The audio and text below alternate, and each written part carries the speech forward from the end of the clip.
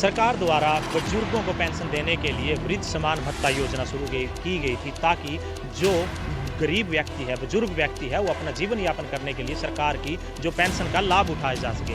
बता दें कि इस योजना के लिए आवेदक के पास कोई भी उम्र का प्रूफ होना जरूरी है, जिसमें कि उसका जन्म प्रमाण पत्र हो, स्कूल का सर्टिफिकेट हो या कोई अन्य दस्तावेज हो। उसके बाद अगर उसके पास कोई भी सबूत नहीं है, उसके बाद सरकार द्वारा एक सुविधा दी गई थी कि जिनके पास कोई डॉक्यूमेंट नहीं है वो मेडिकल बोर्ड से अपनी मेडिकल रिपोर्ट करा सकता है कि उसकी उम्र कितनी है, उसके बाद वो अपनी पेंशन बंधवा सकता था, जिससे उसको पेंशन मिलती थी।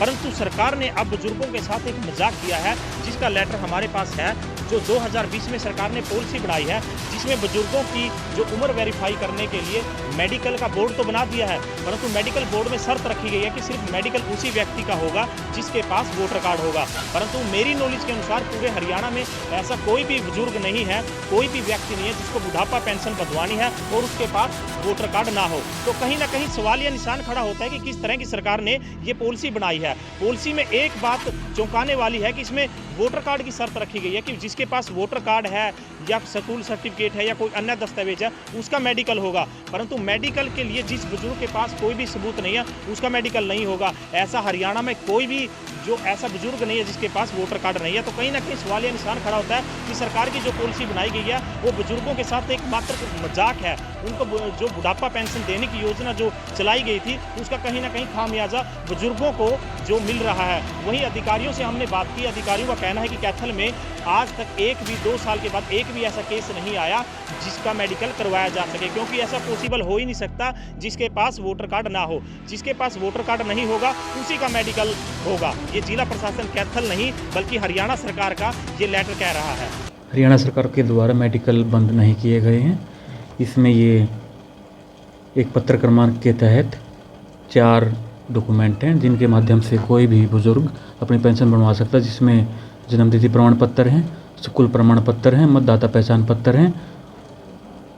इनमें से कोई भी अपना स्वयं सत्यापित दस्तावेज करके कोई भी वृद्धावस्था समान भत्ता के लिए अप्लाई कर सकता है। अगर ये नहीं है तो उस दिशा में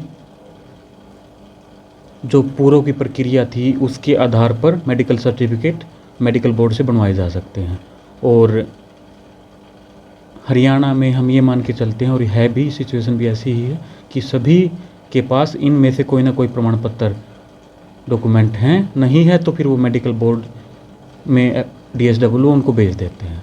सर, किसी बुजुर्ग के पास अपना वोटर कार्ड है और उस वोटर कार्ड में उसकी उम्र कम है, परंतु तो बुजुर्ग वाकई में 70-80 साल का है, तो उसके लिए सर क्या प्रोविजन है इसमें? उसका वोटर कार्ड है और उम्र उसकी ज़्यादा है, मेडिकल क्या बनेगा उसका? वोटर कार्ड में उम्र ठीक करवाने के लिए जो अन्य माध्यम हैं उनके माध्यम से वो अपनी उम्र वोटर कार्ड में ठीक करवा के दोबारा अप्लाई कर सकते हैं। तो वोटर कार्ड में सर ठीक करवाने के लिए उसके पास कोई डॉक्यूमेंट नहीं है, उसको पेंशन बंधवानी है, जो बुढ़ापा है उसके लिए मेडिकल करवाना है, तो क्या ऑप्शन है बुजुर्ग के पास? अन्य दस्तावेज भी हैं और वोटर कार्ड हैं, या जो हमारे इलेक्शन ऑफिस में हैं, ये उचित माध्यम है। इसके बारे में जो भी उचित माध्यम है उसके माध्यम से उम्र ठीक करवा के तो ही अप्लाई कर सकता है। ये सरकार के निर्देश हैं। सर, कैथल प्रशासन के पास अब तक कितने आवेदन पहुंचे हैं इस नई पॉलिसी के तहत जिन्होंने मेडिकल करवाना है? ये स्कीम हमारा DSW ऑफिस देखता है। इस बारे में अभी मेरे पास कोई तथ्य नहीं है, उनसे मैं तथ्य लेके आपको बता सकता हूँ।